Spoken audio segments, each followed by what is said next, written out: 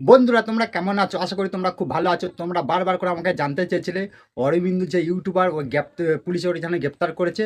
প্রকৃত তোমরা ঠিকই কথা শুনেছো। টিভির নিউজে গেছে বা ইউটিউবের নিউজে মিডিয়ারা খবরটা করেছে।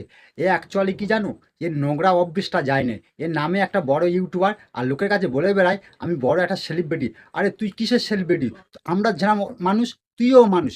আর তুই যে বাচ্চা বাচ্চা মেয়েদের হচ্ছে তোর চ্যানেলে কাজ করাবার জন্য নিয়ে এসে গোপন ক্যামেরা ঘরের মধ্যে লেগে আর তুই এরকম নোংরামিগিরি কাজ করবি সোশ্যাল মিডিয়াতে, আবার তুই তাদের আবার ধমকি দিচ্ছিস আমি এই ভিডিওটা সোশ্যাল মিডিয়ায় ছেড়ে দেবো আর তোকে পুলিশে ছেড়ে দেবে।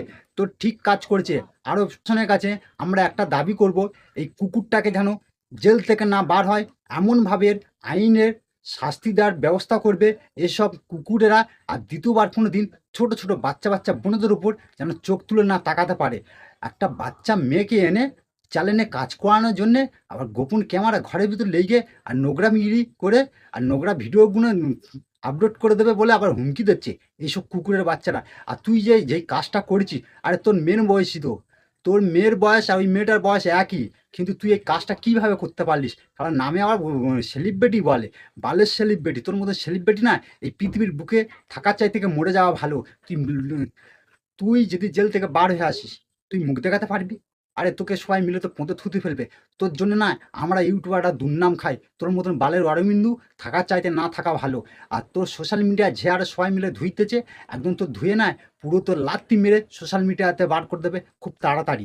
এবারে বুঝতে পারবি কত ধানে কত চাল। তা বন্ধুরা ভিডিওটা আর বেশি বড় করলাম না, এই কুকুরের যতটা পেরেছি বোঝাতে পেরেছি।